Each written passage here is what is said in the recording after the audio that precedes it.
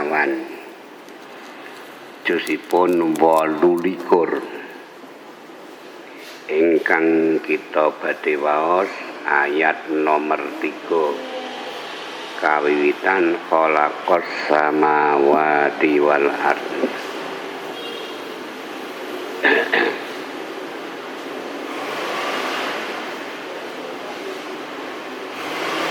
Juz 28 surat 64 nama At-Taghabun yang kita baca ayat nomor 3. Sampun nggih. Monggo kita wiwiti dengan baca Bismillahirrahmanirrahim.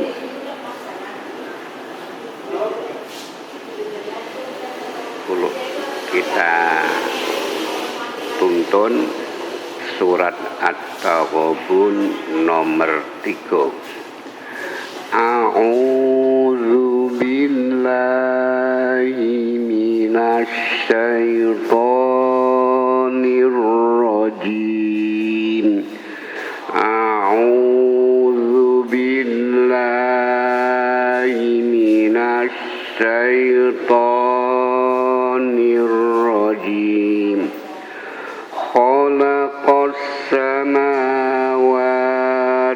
wal arda bil haqq. Khalaqas samawati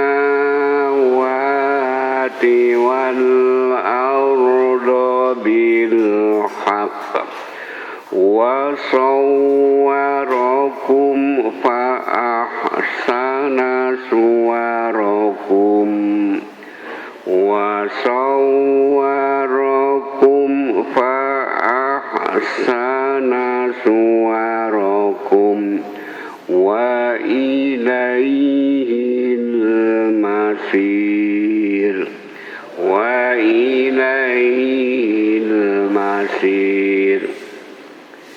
Setunggal ayat namung tekap panjang mangke keterangan supados mboten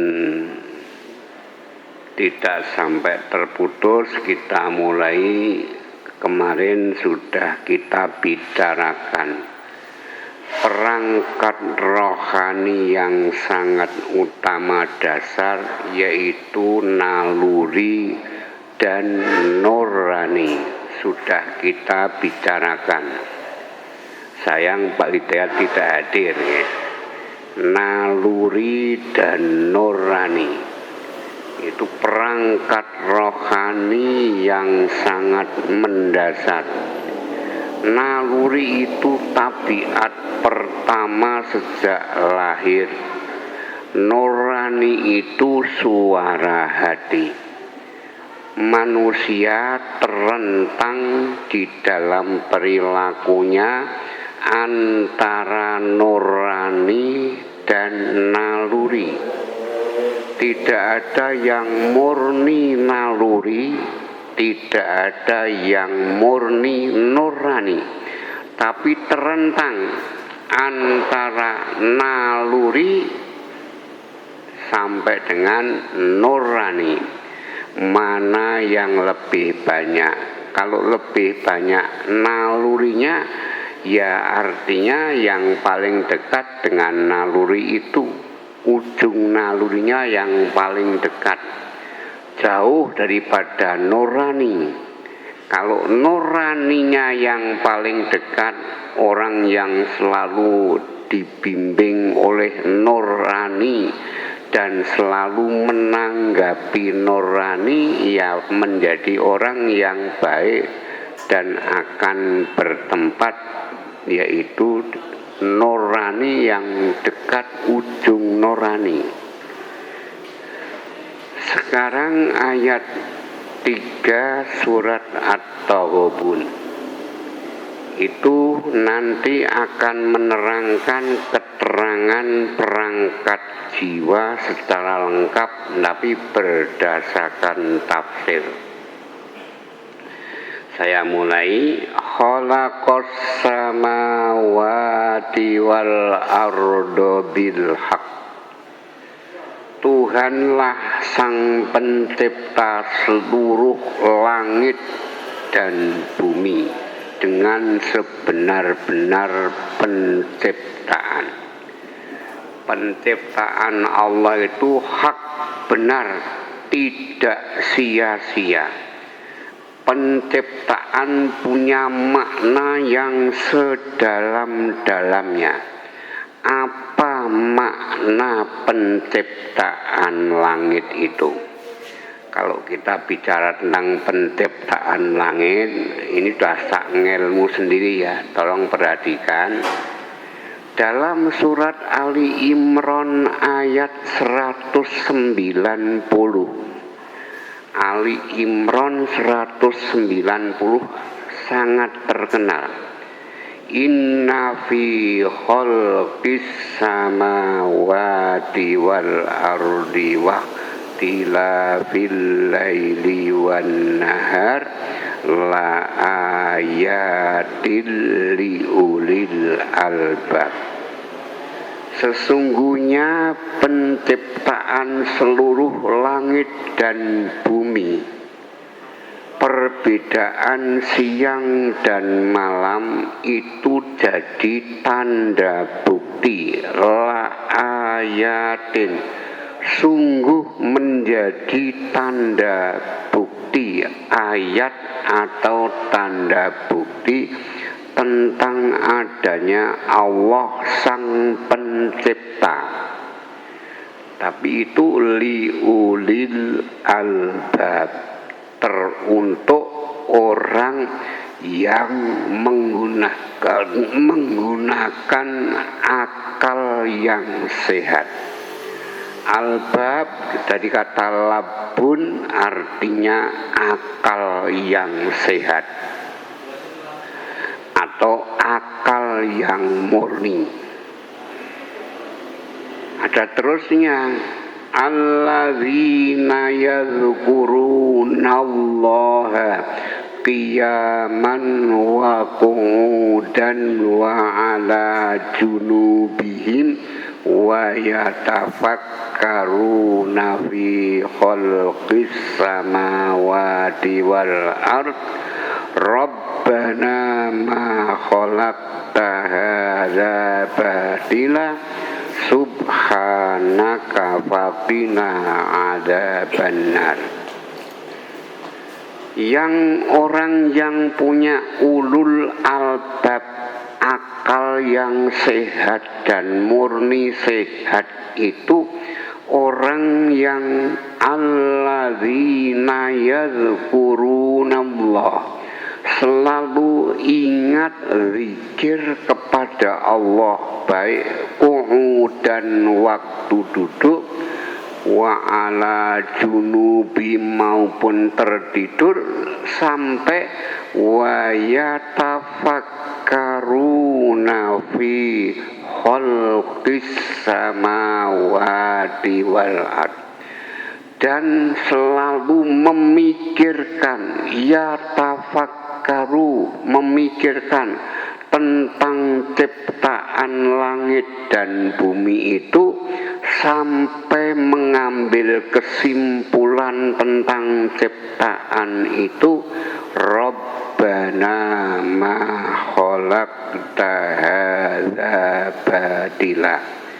Ya Tuhan kami, Engkau ciptakan semua langit dan bumi itu memang tidak sia-sia, tidak batal, artinya tidak sia-sia, muspro bahasa Jawanya. Rabbana ma khalaqta hadza batila subhanaka faqina adzabannar.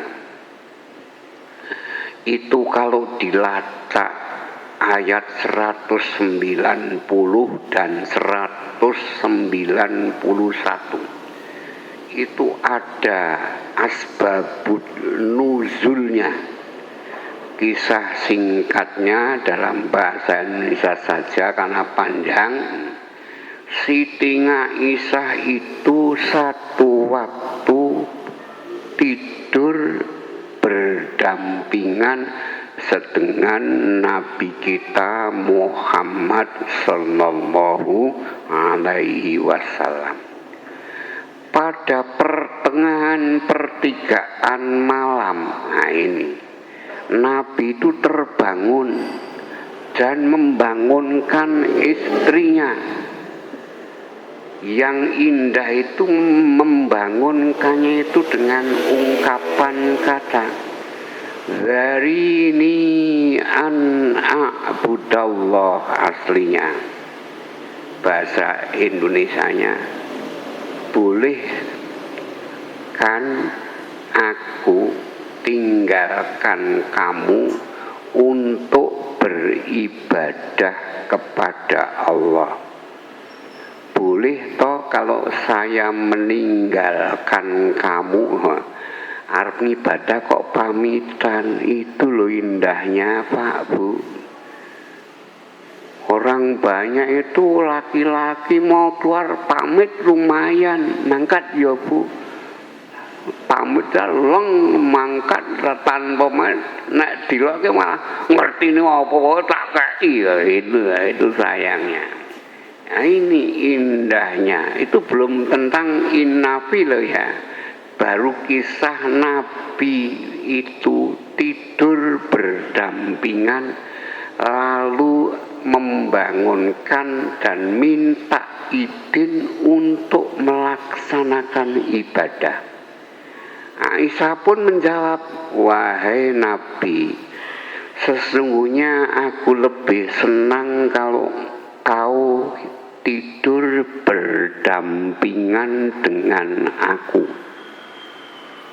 Tapi ada terusnya, namun aku teramat senang kalau mengizinkan kamu permintaanmu untuk beribadah itu. Oh, tumbuh entuk tutup si citaren baik-baik, yang satu juga menyerahkan dengan baik-baik juga.